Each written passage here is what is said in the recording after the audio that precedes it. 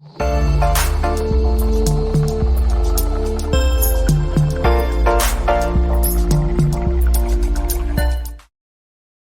And I am welcoming you all to our channel. तो अभी हम आज से देखने वाले हैं कि अब क्लाउड कंप्यूटिंग क्या होता है। अबाउट द क्लाउड कंप्यूटिंग हम धीरे धीरे पूरा कवर करेंगे अबाउट क्लाउड कंप्यूटिंग। तो चलिए शुरू करते हैं। तो पहले हम ये देखते हैं कि बिफोर क्लाउड कंप्यूटिंग क्या था। अभी तो हम देख रहे हैं कि क्लाउड कंप्यूटिंग क्या है, ऑनलाइन स्टोरेज करना, सब कुछ करना। बट बिफोर क्लाउड कंप्यूटिंग क्या था, जब हमारे पास क्लाउड टाइप का कोई कंसेप्ट नहीं था, उसके पहले क्या होता था। बिफोर क्लाउड, जैसे कि अगर हम एक एज एग्जांपल लेके चलें कि हमें एक वेबसाइट होस्ट करना है। जब हमारे पास क्लाउड नहीं था तो हमें एक वेबसाइट होस्ट करना है। तो सबसे पहला काम क्या होगा कि आपको एक सर्वर परचेज करना होगा, स्टैक ऑफ सर्वर। कोई वेबसाइट होस्ट करने के लिए आपको सर्वर चाहिए होगा, स्टोरेज चाहिए होगा, जहाँ से आप वेबसाइट को होस्ट करेंगे, जहाँ से सब कुछ मेंटेन और मॉनिटर होगा। तो उसके लिए आप पे करेंगे, पहले कॉस्ट पे करेंगे। ठीक है, आपने पे किया, अपने लिए सर्वर परचेज किया तो आप पे करेंगे ही। दूसरा प्रॉब्लम क्या है, अगर ट्रैफिक बढ़ा है आपकी वेबसाइट पे, आपको और सर्वर परचेज करना होगा। आपको तो ये नहीं पता ना कितने ट्रैफिक बढ़ेंगे। अगर ट्रैफिक बढ़ रहा है तो आपको सर्वर परचेज करते जाना है। फिर तीसरा कंसेप्ट क्या आता है इसमें कि अगर आप सर्वर परचेज कर रहे हो तो आपको उसको मॉनिटर भी तो करना है। मॉनिटर करना, मेंटेनेंस करना, आपके डेटा की सिक्योरिटी करना, आपका जो भी ट्रैफिक आ रहा है उसकी सिक्योरिटी भी ज़रूरी है। तो ये तीन मेजर कंसेप्ट है आपके लिए जब आपके पास क्लाउड कंसेप्ट नहीं था। तो इसका डिसएडवांटेज क्या था, मतलब कि कोई वेबसाइट होस्ट कर रहे हो तो आप ये कंसेप्ट लगा रहे हो तो उसका कुछ डिसएडवांटेज भी है। वो क्या था, if you consider cost then this will be expensive for your business. अगर आप कॉस्ट को कंसिडर करके चल रहे हो इस बिजनेस में तो ये आपके लिए बहुत ही ज़्यादा एक्सपेंसिव हो जाएगा। Trouble shooting problem can be tedious and may conflict with your business गोल। ठीक है, आपको मेंटेन करना है, उसके लिए आपको अलग से एम्प्लॉय रखना होगा। मॉनिटर करना है, उसके लिए अलग से एम्प्लॉय। सिक्योरिटी को मैनेज करके रहना, उसको मेंटेन करके रखना भी अलग एम्प्लॉय चाहिए ही होगा। थर्ड क्या था इंपॉर्टेंट जो भी है, since the traffic is varying, your servers may idle most of the time। मान लो अगर कोई ऐसा चांस आता है जब आपकी वेबसाइट पे कोई ट्रैफिक नहीं आ रही है, जीरो है, डाउन है या फिर कम है। अगर आपने सर्वर परचेज किया है 4000 यूजर्स के लिए और आपके पास सिर्फ 100 यूज़र 200 यूज़र ही आ रहे हैं, तो बाकी टाइम आपका सर्वर तो वेस्ट हो रहा है ना, आइडियल बस है ना, बस सिर्फ की सिर्फ वेस्ट कर रहा, कुछ नहीं।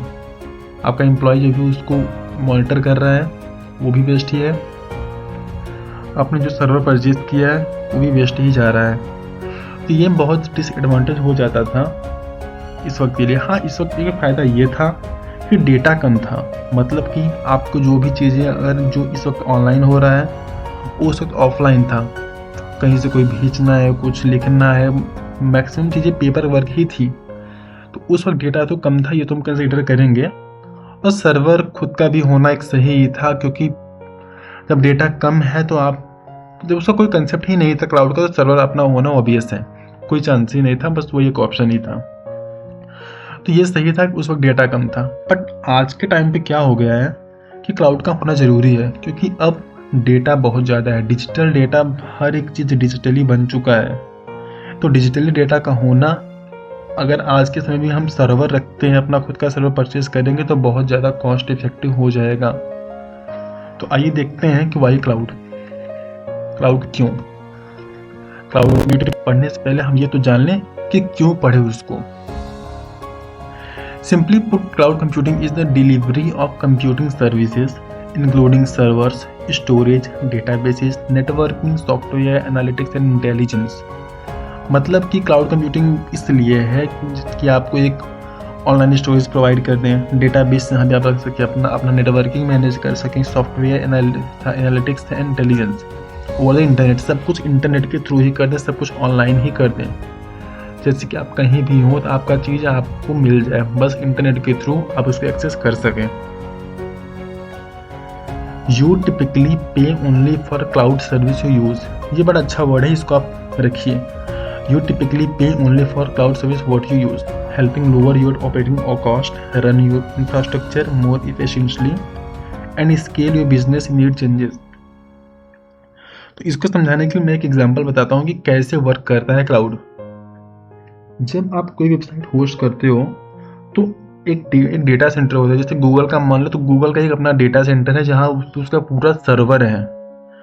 अब अगर कहीं जीमेल आप गूगल फोटोज से आप स्टोरेज परचेज कर रहे हो तो आप स्टोरेज रेंट पे ले रहे हो, या कोई वेबसाइट ही होस्ट कर रहे हो तो आप वहाँ से स्टोरेज रेंट पे ले रहे हो कि मुझे 1 महीने के इतना स्टोरेज चाहिए, तो आपको सिर्फ 1 महीने का पे करना होगा।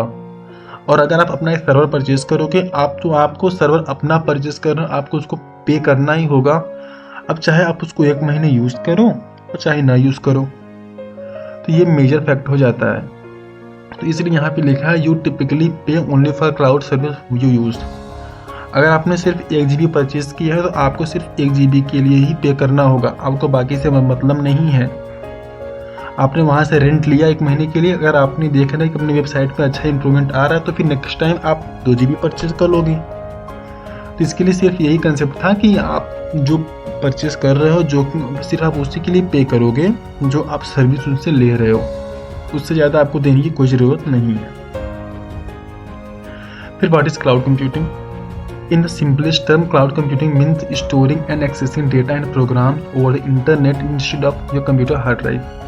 मतलब कि आपकी हर एक चीज़ें ऑनलाइन हो, आप उसे जहाँ से चाहे वहाँ से एक्सेस कर सकें, आप ना कि हार्ड ड्राइव में। मतलब कि आप कहीं भी बाहर हैं तो आपको सिर्फ इंटरनेट कनेक्शन चाहिए और आपका डेटा आपको मिल जाएगा। और हार्ड ड्राइव में रहने का मतलब कि आप सिर्फ आपको उसी लैपटॉप में मिलेगा, आपके पास आपका लैपटॉप होगा तभी आप उसको एक्सेस कर पाएंगे, नहीं तो नहीं कर पाएंगे। So in the simplest term, cloud computing means storing and accessing data and programs over the internet and instead of your computer hard drive.